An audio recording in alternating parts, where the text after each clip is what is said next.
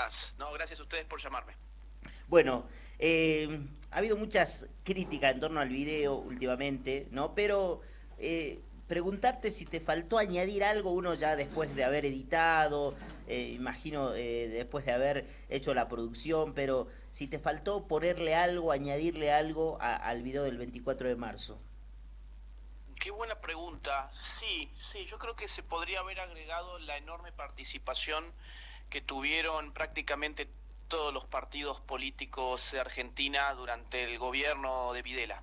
¿M? Ujú. Esto es muy interesante porque los mismos partidos que hoy salen a marchar contra el golpe, y está muy bien que se repudie, por supuesto, yo mismo lo hago y lo hacemos en ese video, repudiar el golpe de Estado del 76, pero lo que no suelen decir es, por ejemplo, que la Unión Cívica Radical puso 310 intendentes en el país durante el gobierno de Videla. Tampoco dicen que los peronistas, el partido derrocado, puso alrededor de 190 intendentes durante el gobierno de Videla. Tampoco dicen, por ejemplo, que el mismísimo Partido Socialista, sí, un partido de izquierdas, que sin embargo no apoyaba la lucha armada y por lo tanto no tenía cómo causarle demasiada preocupación a los militares del proceso, también pusieron intendentes e incluso embajadores, como Américo Gioldi, por ejemplo, el intendente de Mar del Plata era del Partido Socialista. Hasta el mismísimo Partido Comunista, el 25 de marzo del 76, en una comunicación pública, celebró la toma del poder por parte de las juntas militares del 24 de marzo, o sea, del día anterior. También me hubiese gustado incorporar el rol del periodismo, porque hay que decirlo, el periodismo de la época también fogoneó el golpe. Los Ujú. periodistas en sus columnas de opinión, la forma que titulaban las noticias, la forma que redactaban las noticias, contribuían a una sensación generalizada de terror que fue propensa para intentar legitimar lo que pasó el 24 de marzo del 76. Es más, las publicaciones de la época dan sobrada cuenta de que la prensa recibió muy bien el golpe de Estado del 76. Esto sería muy interesante para ampliar la visión que tenemos de lo que ocurrió, porque el alfonsinismo redujo la complejidad de la historia a solo dos demonios, las Fuerzas Armadas por un lado y por el otro lado las organizaciones terroristas. El kirchnerismo luego lo redujo aún más porque nos dijo, no, todo esto va de un único demonio, las Fuerzas Armadas. Bueno, lo que hemos intentado con este video es superar esos paradigmas miopes e incompletos y tratar de mostrar eh, datos, mostrar lógicas, mostrar acontecimientos que sirven para completar una historia que se contó adrede a medias. Y en eso que vos me preguntás, que es muy interesante, ¿qué hubiera faltado? Yo te diría incorporar más sobre la responsabilidad de los partidos políticos argentinos y la responsabilidad de los medios de comunicación. ¿Qué tal, Agustín? Un gusto saludarte, un privilegio tenerte. A ver, una de las cosas que respetamos es que has sido la voz de muchos en esta batalla cultural y bueno, a Fantino no le gustó mucho, por ejemplo, que hablaras de tu adolescencia y cómo viviste la historia desde el colegio y esto. Pero esto también tiene que ver con eso, ¿no? Saber que son años y décadas no sé si llamar un lavado de cerebro, un adoctrinamiento continuo, compulsivo sobre los argentinos que viene de larga data para hoy llegar, por ejemplo, a todo lo que hay alrededor del mundo, ¿no? Este marxismo que era tan preponderante y que esperamos que de a poco vaya cediendo. Mira, si lo único que le molestó a Fantino del video es que yo haya mencionado el adoctrinamiento en el colegio sobre las nuevas generaciones o sobre las generaciones que no vivimos los 70, en realidad eso habla muy bien del video. Significa que en cuanto a contenido no ha suscitado la posibilidad de ninguna crítica en concreto, por lo menos por parte de Fantino. A mí me da la impresión que él se ha quedado solo con las formas en lugar de bajar al contenido, porque esa introducción, que en realidad si sumamos no debe superar más de 20 segundos la mención relativa al colegio, es una forma de introducir desde la post... A ver, ¿quién es el que está hablando? Está hablando de una persona que no vivió los años 70. Y ese era el espíritu del video. El año pasado hablaron en el video del 24 de marzo personas que sí habían vivido y que sí habían padecido los años 70. El espíritu de este video era darle voz a las nuevas generaciones que, sin haber vivido la década del 70, de alguna manera el kirchnerismo los introdujo en un presente contaminado de un pasado de violencia política, porque el kirchnerismo se montó sobre un discurso setentista.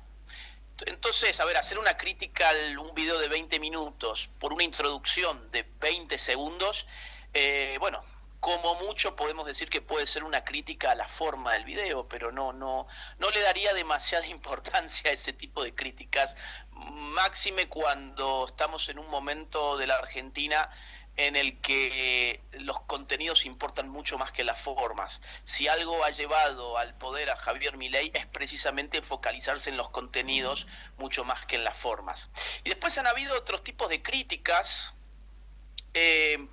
Hubo un historiador, por ejemplo, por ahí me pasaron algún clip de un profesor de historia que dijo, por ejemplo, que yo confundía, que yo mentía en una cita que hago de Jorge Massetti, un libro titulado El furor y el delirio, y que yo era un mentiroso porque Jorge Massetti murió en 1964 y el ERP recién se crea en 1970. Entonces él hace una chicana, se hace el canchero, como se puede decir.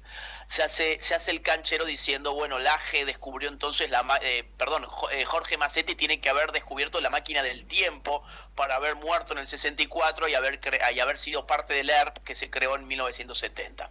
Lo que no se percata este profe de historia es que él está hablando de Jorge Massetti padre y la cita es de Jorge Massetti hijo. Jorge Massetti padre, efectivamente murió en el 64, pero su hijo también se llamaba Jorge y todavía está vivo y publicó con Tusquets, con la editorial Tusquets, un libro en 1999 que es el que cito en este video. Entonces te darás cuenta que el nivel de la crítica de este profe de historia, por lo menos en este clip que me enviaron, deja mucho que desear. Luego estuvo la prensa también hablando de esto y recogí alguna que otra crítica. Por ejemplo, Tenenbaum dijo que este video era insensible, que demostraba la insensibilidad tanto de Javier Milei como la mía. En realidad lo insensible es ocultar a víctimas porque no te cierran en tu relato historietístico. Eso es ser insensible. Al contrario, este video lo que ha hecho es poner sobre la mesa una serie de víctimas que han sido deliberadamente ocultadas por la historia oficial porque no le convenía al kirchnerismo que se supiera de estas víctimas. ¿Cuáles son esas víctimas? Básicamente dos grandes grupos. Por un lado, las miles de víctimas de las organizaciones terroristas. Las organizaciones terroristas entre 1969 y 1979 cometen en la Argentina más de 21.000 atentados y operaciones guerrilleras, dejando un saldo de miles de víctimas. Y el otro gran grupo del cual nunca se hablaba era el de los desaparecidos durante democracia.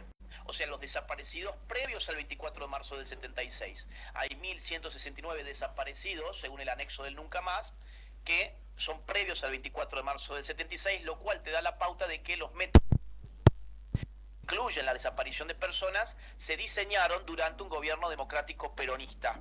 Y por eso esas víctimas no se pueden poner sobre la mesa porque habría que modificar nuestra visión de la historia, asumiendo que el gobierno peronista derrocado ya estaba implementando los mismos métodos de desaparición de personas que se intensificaron luego del 24 de marzo del 76. Con lo cual, digamos, ¿qué es ser insensible? No, ser insensible es ocultar esas víctimas porque no te convienen políticamente, y es ocultar a las víctimas del terrorismo porque no te convienen políticamente.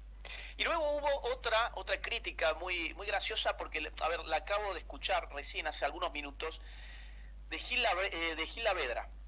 Gil Lavedra fue parte del juicio de las juntas militares y él decía que, bueno, este video parecía un calco de la defensa de Videla. No, en realidad lo que estamos citando constantemente en este video es el fallo contra Videla, el fallo que metió preso a Videla. Por otro lado, esta persona, Ricardo Gil Lavedra, fue designado por el mismísimo proceso militar en 1976 como secretario letrado de la Procuración General de la Nación. O sea, fue un funcionario judicial del gobierno de Videla. Hagamos memoria. ¿Qué hacían los funcionarios judiciales de Videla? Tenían que jurar por un estatuto. El estatuto del proceso de reorganización nacional que se había colocado por encima de la Constitución Nacional. A mí me encantaría que Gilavedra, ya que habla sobre el video y miente sobre el video, nos cuente si él también juró, como todo el resto de los funcionarios judiciales de la época, por el estatuto del proceso de la Junta Militar en detrimento de la Constitución Nacional. Así que, a ver, te he mencionado apenas 3 o 4 críticas, luego hubo gente que directamente cayó muy bajo, o peor todavía, como por ejemplo Martín Caparrós. Martín Caparrós inventó que a mí el Estado me había pagado por este video, y a partir de eso se armó una fake news. Una fake news que decía que yo había cobrado $50.000 por hacer este video. Nada más alejado de la realidad. Yo no cobré un solo centavo, ni esta vez ni nunca, del Estado. Ni nunca. Y esto es muy fácil de confirmar, es decir, pidan rendición de cuentas al Estado, la van a tener. Pero no lo han hecho. ¿Por qué? Porque saben que es mentira. No, es más, lejos de haber cobrado del Estado, yo perdí plata haciendo este video. ¿Por qué? Porque me tuve que movilizar hasta Buenos Aires, no pedí el reintegro ni siquiera del taxi que tomé en Aeroparque para ir hasta la Casa Rosada, y después de la Casa Rosada para ir hasta Aeroparque. Ni siquiera de eso pedí el reintegro.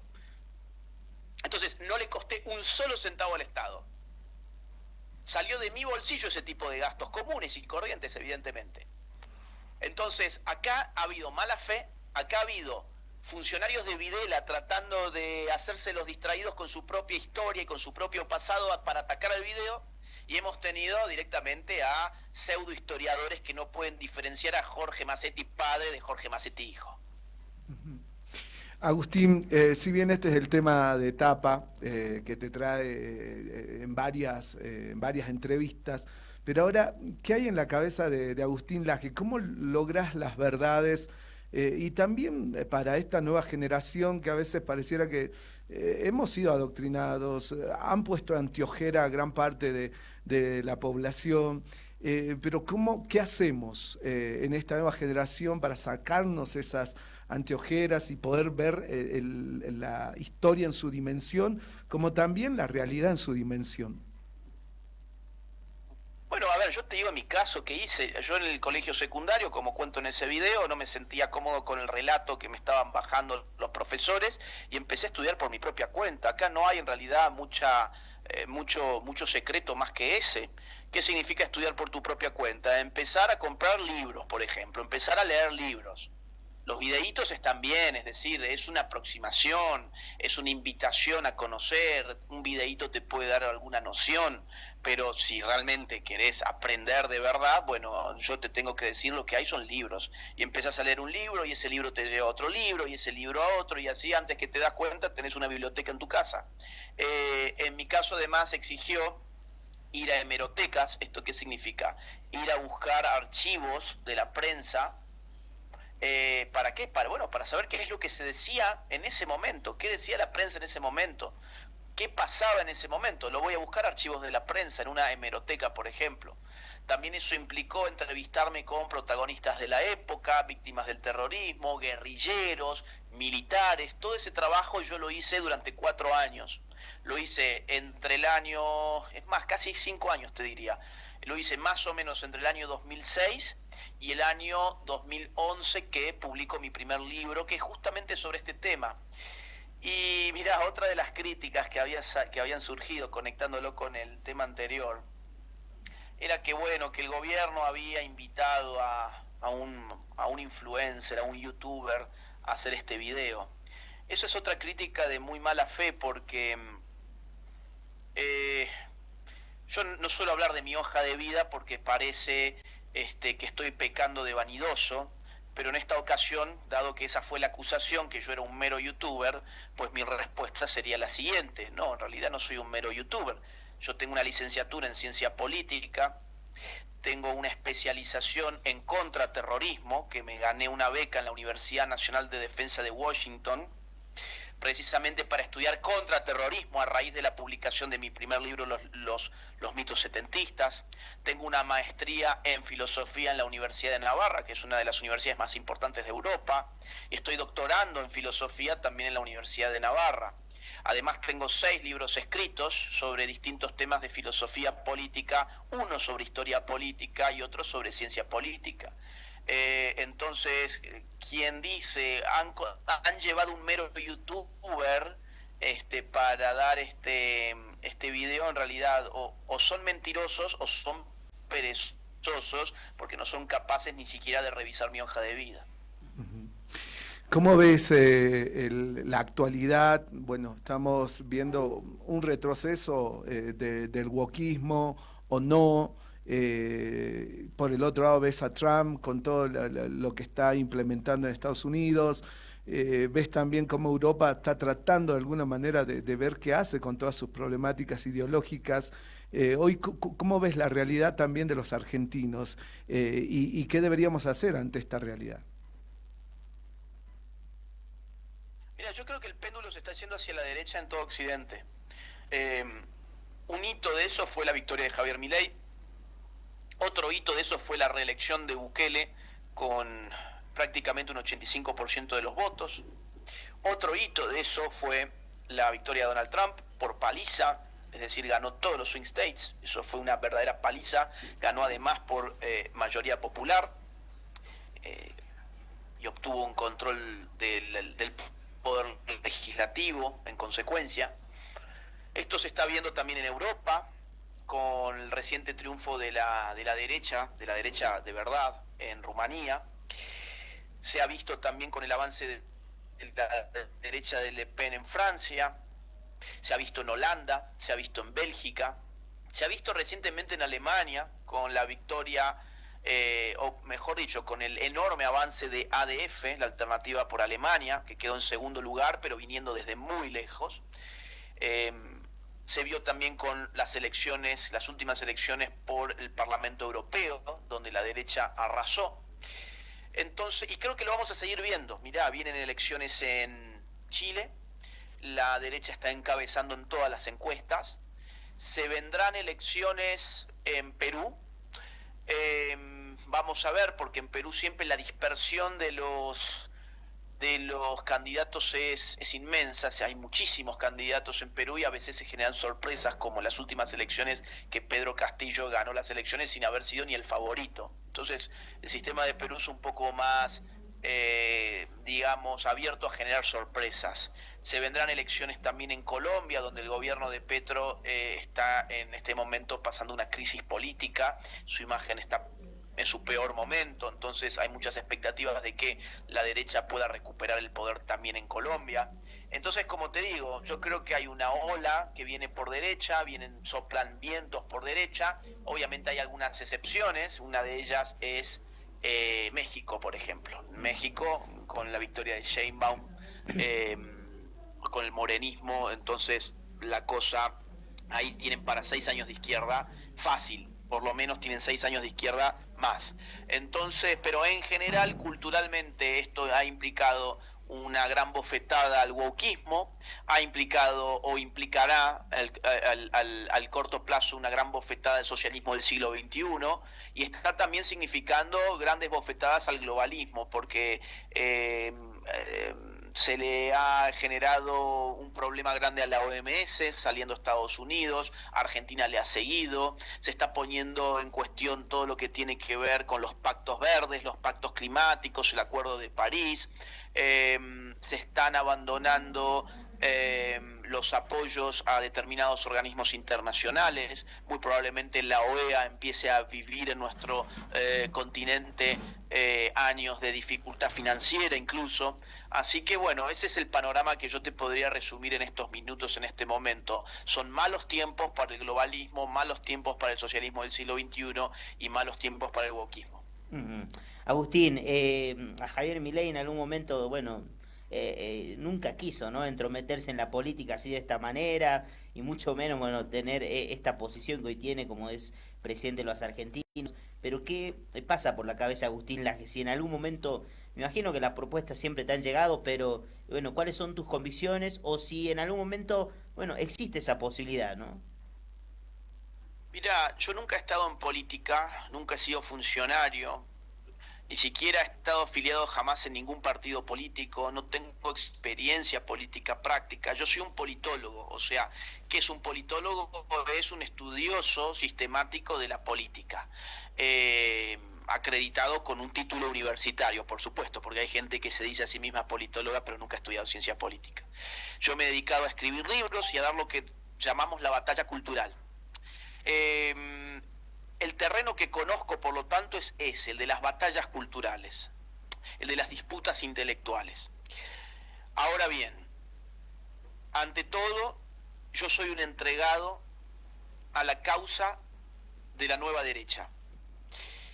Por nueva derecha entiendo una simbiosis, una convergencia entre libertarios, conservadores y soberanistas. Si esa causa me necesita más en el terreno político partidario y menos en el terreno de la batalla cultural, pues bueno, en algún momento me tocará estar ahí.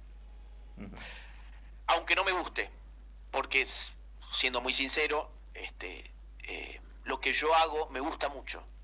Es decir, escribir libros, investigar, estudiar, dirigir una fundación como la Fundación Faro, que está haciendo un trabajo increíble de formación para jóvenes, para políticos, para asesores. Estamos haciendo un gran trabajo. De hecho, invito a la gente a que visite la página de la Fundación Faro, bien, y las redes sociales de la Fundación Faro, que las van a encontrar muy fácilmente.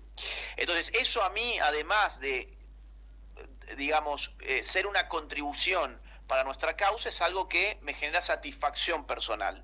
Lo otro no creo que me genere mucha satisfacción personal, para ser sincero. Pero al final del día, un patriota es aquel que está dispuesto a relegar su propia satisfacción personal en virtud de una causa nacional. Eso es ser patriota. Y yo soy un patriota. Entonces, si en algún momento se me demanda ese lugar, bueno, tendré que asumirlo. La última que te hago, Agustín, nos quedan 2 minutos. ¿Qué análisis podemos hacer sobre la actitud y las acciones individuales en Argentina, bueno, para impulsar los cambios necesarios, ¿no?, hacia un país que progresa sin olvidar su historia, más allá de las divisiones políticas? Mirá, las divisiones políticas van a seguir existiendo en la medida en que al frente tenés gente que está perdiendo sus privilegios, o sea, sus privilegios que por definición son formas de injusticia, y que están buscando la manera de desestabilizar a la sociedad y por lo tanto al gobierno. Yo no me preocuparía tanto por decir vamos a cerrar la grieta, yo me preocuparía por ganar la pulseada contra los malos. ¿Quiénes son los malos? Porque la prensa muchas veces dice, qué horror, esta gente que habla de buenos y malos, y lo escuchaba el otro día a Pañi decir algo así como, yo no sé dónde están los buenos y los malos. A mí me parece demasiado difícil saber quiénes son los buenos y los malos. Bueno, yo tengo que decir la verdad, a mí no me parece difícil distinguir entre alguien bueno y alguien malo. Por ejemplo, si yo veo bajo un gobierno democrático como el de Javier Milei, que salen barra bravas a la calle con la cara tapada a tirar piedras contra la policía, a destruir el espacio público, a destruir los comercios de los vecinos, a destruir los automóviles de los vecinos, para mí es evidente que estoy frente a personas malas. Y si veo que se les oponen los policías cumpliendo las leyes de la represión legal, pues estoy frente a personas que están haciendo algo bueno.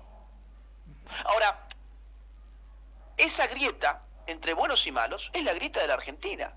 ¿Quiénes son los malos en Argentina?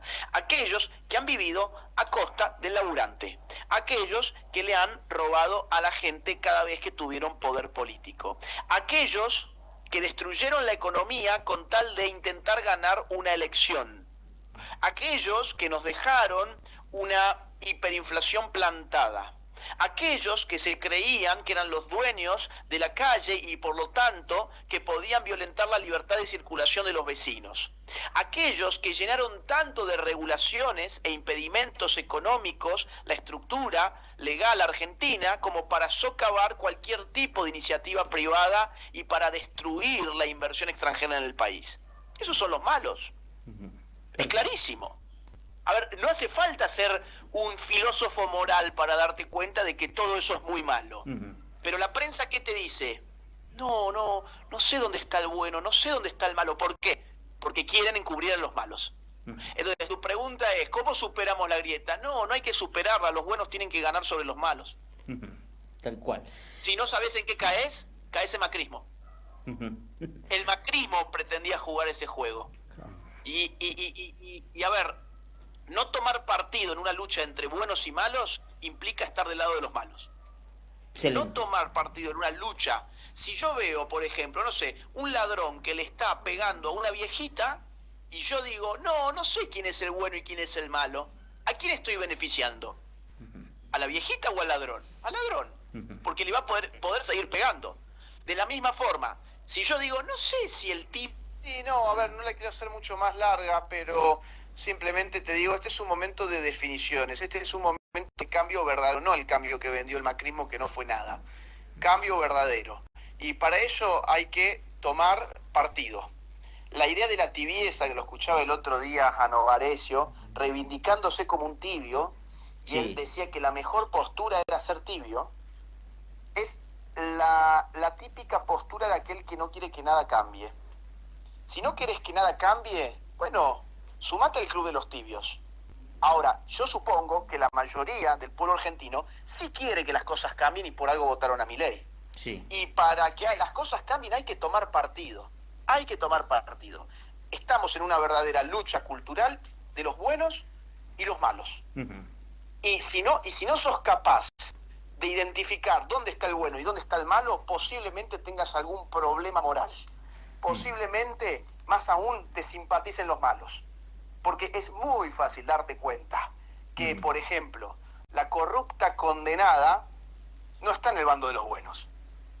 Es muy fácil darte cuenta, por ejemplo, que el gobernador Kicillof, que está posibilitando una masacre en su propia provincia, no está en el lado de los buenos. Es muy fácil darte cuenta que, por ejemplo, el trotskismo, que lo que hacía era llenarse el bolsillo intermediando planes sociales y condicionando a los más pobres a sumarse a sus marchas a cambio de un plan social, no están del lado de los buenos. Es muy fácil. Ahora, aquel que no es capaz de darse cuenta de esto, que hasta un niño de 5 años se daría cuenta, bueno, probablemente tiene un problema moral. Excelente. Agustín, un gusto realmente haber hablado contigo, ¿eh? La verdad, por darnos este privilegio y bueno, por esa humildad también de atendernos. Desde Jujuy te saludamos. Con todo gusto. Muchas gracias.